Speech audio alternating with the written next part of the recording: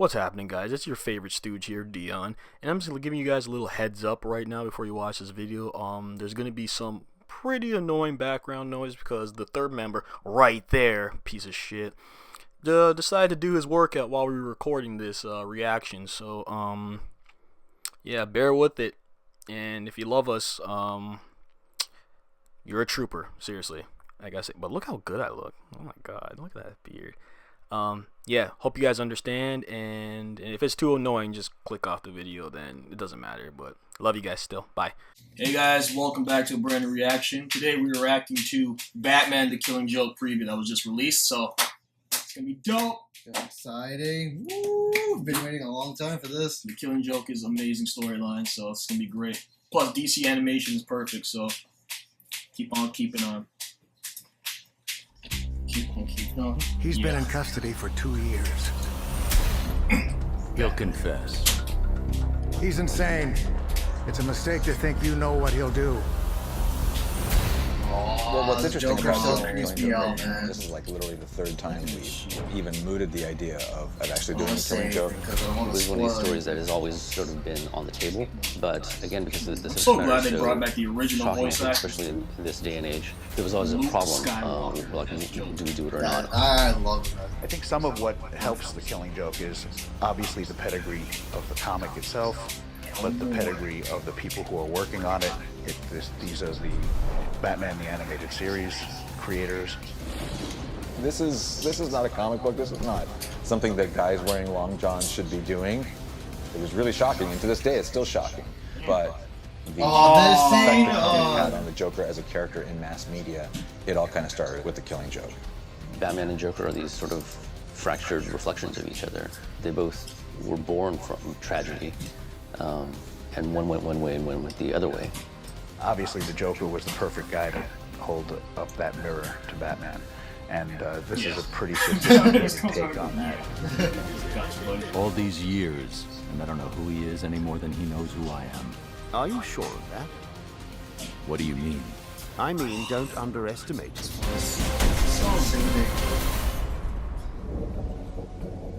Sneak peek. The kid. Oh, I forgot this is like 10 minutes long. Well, The Killing Joke is probably one of the most famous graphic novels from the 80s. And Really? part of From it, the you know, 80s? is the origin story of the Joker. I had read that Alan Moore had talked about this just being an Elseworld story, but because the story is so riveting and shocking, I think a lot of people took Joker's origins and sort of made it Shout out canon. to Sam Liu. One of the main thrusts of the Killing Joke is a series of flashbacks that the Joker is remembering about how he actually became the Joker, his literal one bad day. I find the past such a worrying, anxious Red place. Hood.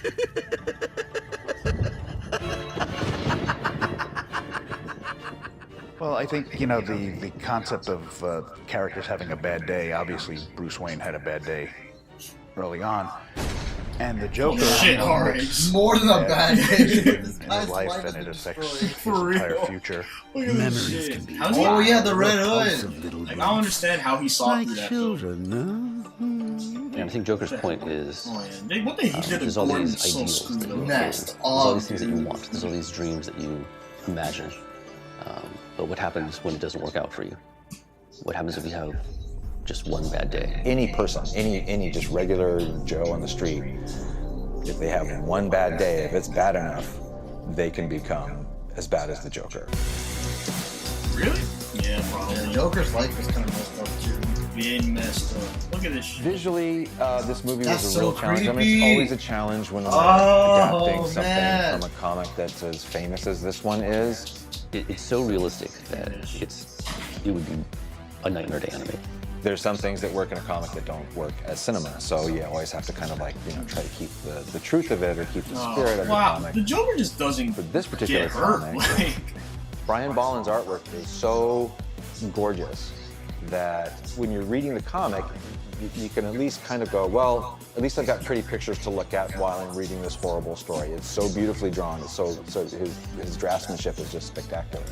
But his art shit. style is a real huge challenge for us. don't do it. And I think we kind of came up with a sort of a hybrid style Because the Boland style is so This, realistic, this scene's gonna be so hard we tried to look watch. at Oh my god. Even maybe while something reading else it, that sort it's of like, felt a little bit like I was this. So we reading it, looked I'm at like, damn. the period in this is Kevin actually- Nolan's art style.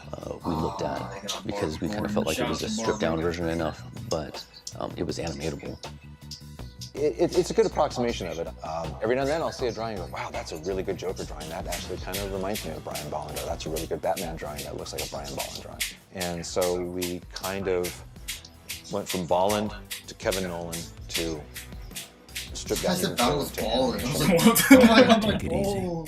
It's okay. Oh, no, Why is he it's so not close okay. to her face? So I think we kind of came up with a pretty good Either way, it's okay. balance. Like, alright, Batman. To try to get the get a balance. breath, man. We thought, well, how can we make it a full-length feature? How can we expand the story without kind of just padding it? So the idea that we came up with was to create basically a prequel to the story. It was smart to come up with the prologue idea, which I think it was really important to show Batgirl in action in this story, It's okay. just to get a sense of who she Good, was. man. It's good. The audience gets Artist. to spend more time with Barbara Gordon as a person before the events of The Killing Joke. We get to like her more. We get to understand who she is as a character. Yeah. She wasn't just somebody's Sucks what happened to daughter. her though. She was somebody who mattered to Gotham City and Batman. Spoiler in free. particular. Jesus Christ. So that guy's just there. Alright. I was like, hey, man, what are you doing here? The Killing Joke is definitely a much more of a pinpoint story between Batman and his most famous antagonist. The Joker is trying to prove to Batman that there's really not that much that separates them. Yeah, it really is. I think everybody can relate to a tragedy that has happened in their life, or something in their life that happens that makes them go down a certain path. These are two characters that have gone down extreme paths. They were almost born in a similar way, yet they've chosen two very dark but different paths. In every version of Batman that's translated to film or animation, I like this the guy. Joker is his constant He's like known bag. opposite.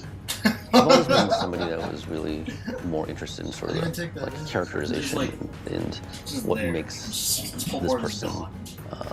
who they This guy are. looks serious. Why do they do what they do, and what His is the job path that they're reaches. on? And that's why I love He's like, I love the drawing. story of the heroes. You know, that's why I love Read the superhero draw. stories. Look at the graphics, man. Look at the You're not voice like I actors. am, Oh, Barbara. shit. It's still a game for you, still a thrill. Kevin Conroy. Obviously, I think that's his name. it Connery? is a big Connery? deal I think to it's get Connery, pretty sure. the Yeah, but he's a Batman the Animated Series amazing cast back together voice for again. Batman. I'm gonna ask you Whoa! politely, Skywalker. one last time. Where is he? My 23 homo, years wow, my later, I'm homie. still doing the role, which is pretty amazing. Oh, it's Connery. Tara Strong, she's literally Oh, every voice you. actor. Every time I She see really is. voiced every my schedule, iconic I'm like, oh, it's so fun. I still get excited. I mean, I love kinda what I good do, though, which is why I still, do it. At all. Like, I want him brought in, Sure. and I want it done by the book. This is a much darker story I than need to I ask think how the to go to previous ponytail or not. films showed. It's And awkward. in this one, Sorry.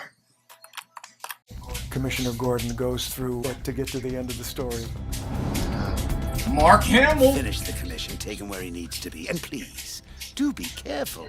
After all, he is topping the bill. Every time I do this part, I let the script His tell me voice is what so kind of good. Joker he needs to be. Ah! Mark loves the comic. At times when he's been tired of playing the Joker, and he said, "Oh, I'm not sure I'd ever want to play the Joker again, unless they did the Killing Joke. Then I'd come back to the Killing Joke." If people want to see a really nasty, vile Joker, this is the one. I'm crazy for it. I don't know where that voice comes from, deep inside Mark's head, but it's uncanny, and it to an entire generation of Look at people, Mouse. that's what the Mickey Joker Mouse sounds Punisher. like. Ah, here they are now. It's a piece of conviction. I mean, it's a story that starts with a point. It's a story that makes its point, and it doesn't shy away from, especially at the time, Look at that. the comics code limitations.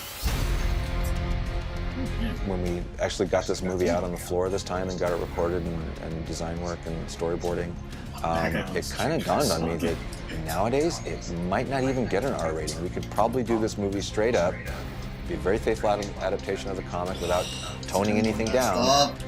We might get a PG-13. We really don't know. Oh, look at her. She's like, I do think that element of shock value is important when you're dealing with characters like the Joker and Batman. At that time, it was already 40 years that Batman and the Joker have been dancing. And it did show you how far it could go. The nature of the story poor guy. is so this is all we're seeing of Gordon traditional Blake. Batman. I know. Come on.